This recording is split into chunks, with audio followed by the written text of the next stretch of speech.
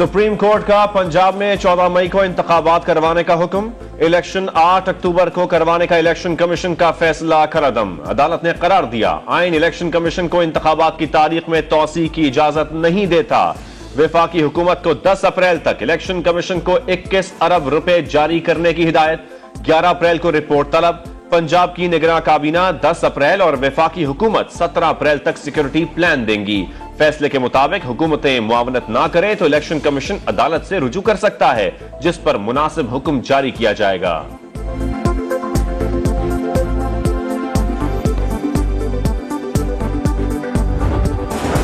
वफाकी काबीना ने सुप्रीम कोर्ट का फैसला मुस्तरद कर दिया। काबीना के मुताबिक फैसला अक़लियती है, तशवीशनाक और नाकाबिले अमल है।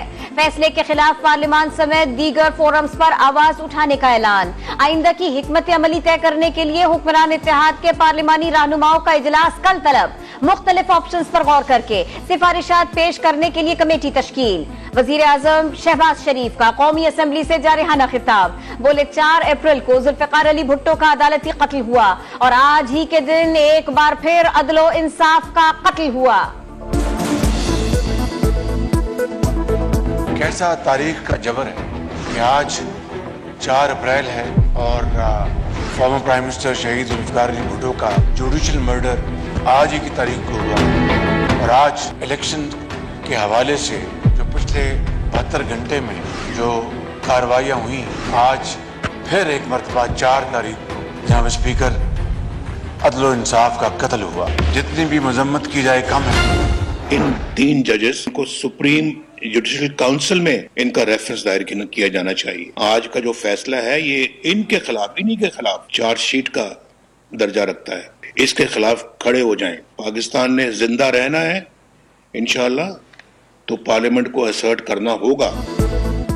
किसी को हुकूमत से निकाला जा रहा है, किसी को लाया जा रहा है। पार्लियामेंट को बेवकत, हुकूमत को मफलूज कर दिया गया। जिंदा रहना है तो पार्लियामेंट को मज़ाहमत करना होगी। कौम भी उठ खड़ी हो। मियां नवाज शरीफ की लंदन में प्रेस कॉन्फ्रेंस। बोले जिसे ये फैसला कहते हैं वो फैसला नहीं, वन मैन शो है। 2018 में जजेस बाजवा और फैज ने मिलकर मुझे निकाला। 3 जजेस के खिलाफ सुप्रीम जुडिशल काउंसिल में रेफरेंस दायर करना चाहिए।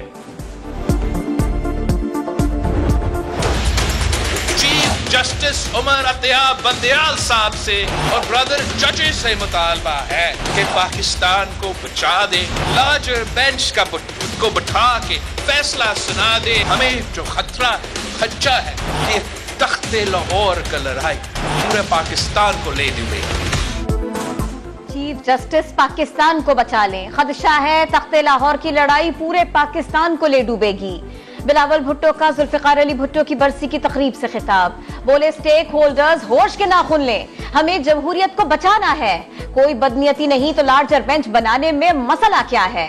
3 जजेस की अना की वजह से आईनी बहरान पैदा हो रहा है जो गलत रास्ते पर ले जा रहा है। इलेक्शन के लिए तैयार थे, हैं और कल भी होंगे।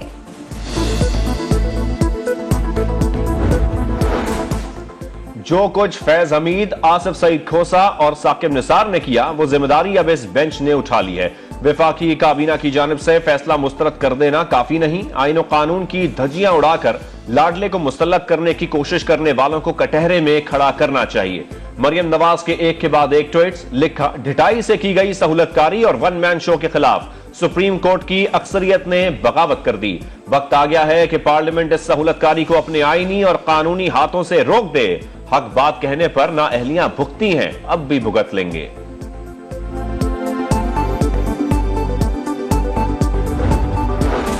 वो परेशान है, मुझे बाहर कैसे रखें। लोग परेशान है, मुझे वापस कैसे लाएं।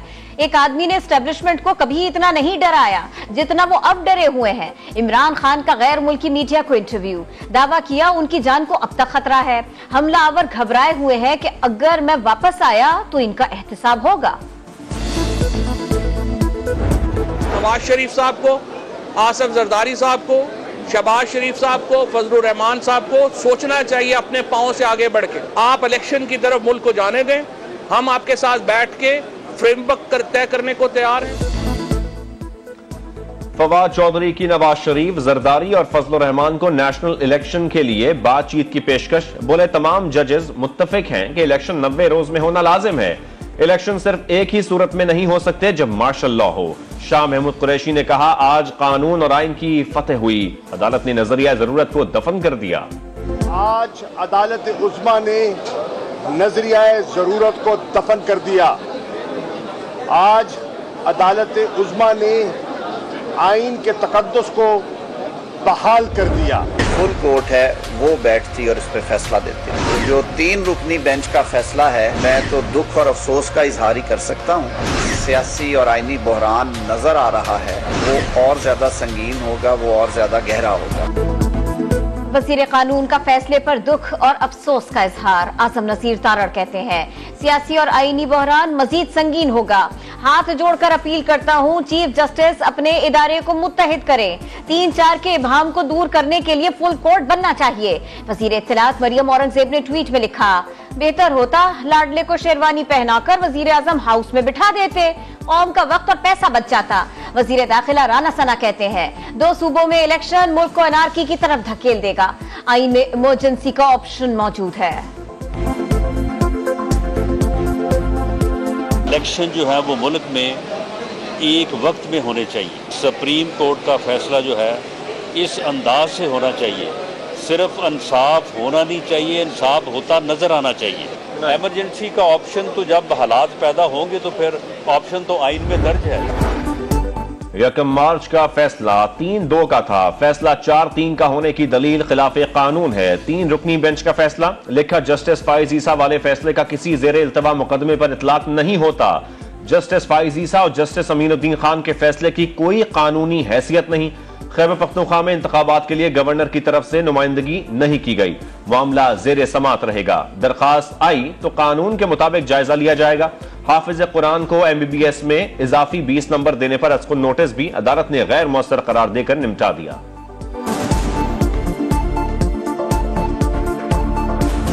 पीपल्स पार्टी के बानी और साबिक वजीर आजम जुल्फिकार अली भुट्टो की 44वीं बरसी।